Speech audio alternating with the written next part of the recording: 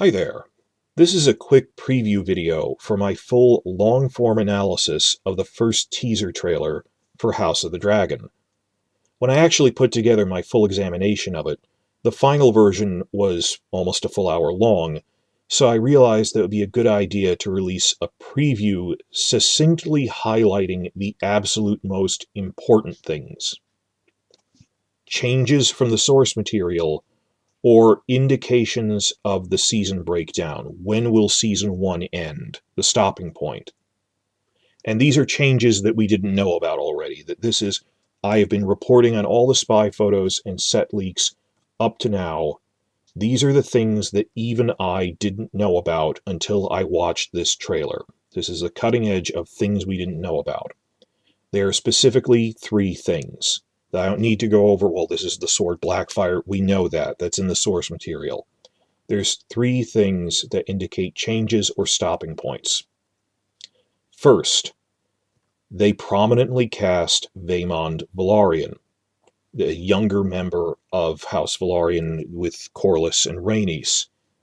That in the books, he is the nephew of Corlys, and after Laenor dies in the year 120, there's a bit of a succession crisis within the Velaryons that Vaemond accuses that his cousin Laenor's sons with Rhaenyra are really bastards and they're not Velaryons because they look nothing like him.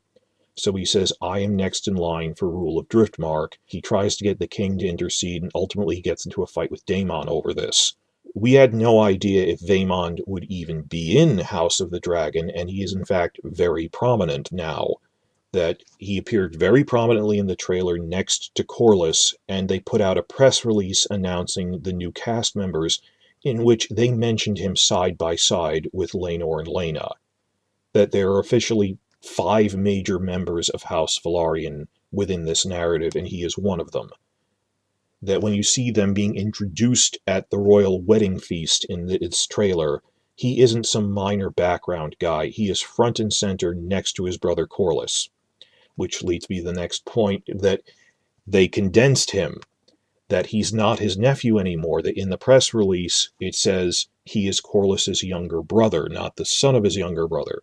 So there's some condensation going on. We knew that would need to happen, and this affects things like, well, was Daenerys his granddaughter or not? That they're changing the family tree a little bit. The more important takeaway is we didn't know if they include that House Velaryon succession crisis and internal struggle at all. At the very least, it will be very prominent towards the end of season 1.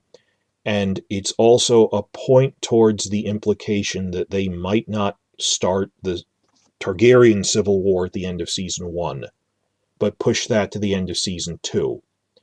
That were they just going to have a decade skip between Laena's funeral and 120 and then the Dance of the Dragons, or would they round out the few storylines from then, such as Vaemond Velaryon challenging inheritance of Driftmark? They could well be building him up in season 1 for a storyline that will last through season 2 before the dance even happens. So this is a point towards that. Second thing, also a good sign of expansion, is the tournament scenes. That we're pretty sure that this is the equivalent of the tourney at Maidenpool in the books, the tournament that was held to honor that Rhaenyra's father Viserys had ascended the throne at the beginning of his reign. This was held at Maidenpool in the Riverlands, but in the trailer, it prominently features a lot of House Tarly banners. I mean, not just lining the tourney grounds, but on the walls. This is clearly meant to be Horn Hill. While this is a change, it's also a really good change because it's not one tournament. People move around the tournament circuit as Rhaenyra courts potential suitors when she goes to the Riverlands, when she goes to the Reach. Given that they didn't mention Maidenpool or House Mouton on screen in Game of Thrones, it makes more sense to use a house that people are familiar with, and which, even at Maidenpool, there would probably be Tarly knights competing. And in fact, they're not really inventing anything.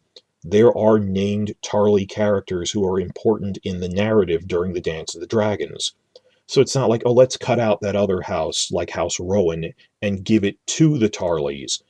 It's In the books, there is a civil war within the Reach that the Starks side with Rhaenyra, the Lannisters with Aegon II, but the Reach, they have an internal civil war that some vassals side with Rhaenyra. In the south, they side against Rhaenyra. They side with Alicent and Oldtown, but in the north, a couple of them side for Rhaenyra, including the Rowans, Caswells, and Tarleys.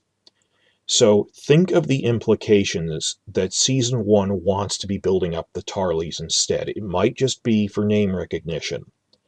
One of our other big fears is that they will cut Daeron the Daring entirely, Alicent's youngest son, who is essentially the viewpoint character for the Civil War in the Reach. He has to lead the Hightower army from Oldtown through the northern half of the Reach, fighting the Tarleys, fights one of the major battles of the war, the Battle of the Honeywine, against the Tarley army. Well, the Tarleys, the Rowans, the Caswells.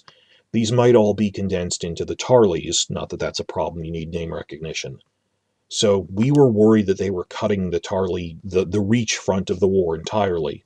The fact that the Tarleys are this prominent in season one in a trailer is a point towards that they will not be cutting something. So it's a minor shift from the tournament being in Maidenpool to being at Horn Hill, and more importantly, an indicator that they are not cutting a storyline that people like. Third and final point is that if you look over Alicent's shoulder, we're pretty sure this is when her son Aemond gets gravely injured, he gets maimed, and she's very upset about it. We know that happens the same day as Laena's funeral. He gets into a fight with Rhaenyra's sons in the year 120 AC. Look over her shoulder, that's Harold Westerling, Lord Commander of the Kingsguard. In the books, he died 8 years before that. Of natural causes. There's time skips in this, it covers 30 years. So they're playing around with the timeline a little bit so that Sir Harold will live through Laena's funeral. That isn't that big of a change, though it might influence the character arc of Criston Cole. Criston directly succeeds him as Lord Commander. Was it his influence that was preventing Criston from going off the deep end, or was it like an Obi-Wan and Anakin situation where he chafed under Harold, always telling him to be chivalrous, do the right thing, and don't love the person you're supposed to protect? They might be playing around with that. It's not necessarily a bad change, because we'd like to see more of Harold. Harold is connected to the other families. He's the uncle of Jason Lannister's wife. Joanna Westerling marries into the Lannisters, so he's part of the Lannister family tree by marriage. He's a great actor. He's been in a lot of other things, fantasy things like the Hobbit stuff, like Outlander. So one of the third point is they are expanding the role of Harold Westerling, because he's only vaguely described in the book. He's living a longer period. We already knew they were playing around with the timeline because Rhaenyra would be a child at the time of the tourney of Maidenpool. She was 7, but in this she's clearly 18-year-old Millie Alcock. So these three expansions that they very prominently introduce Vaemond Velaryon, mentioning him in a press release alongside Laena and Laenor. He might be this expanded Velaryon succession conflict into season 2 instead of skipping to the dance right away and rushing things. Minor change to the venue of this tourney, which may indicate that we will get the Reach storyline, with the Tarleys being the Rhaenyra supporters in the Reach as they're split down the middle. That's also good.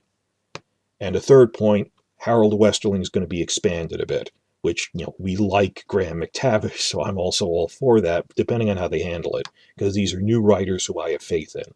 Now, these are the core points that even I consider new things that I would share and discuss with other channels that are keeping up to speed with all the cutting-edge spy reports that we're getting out.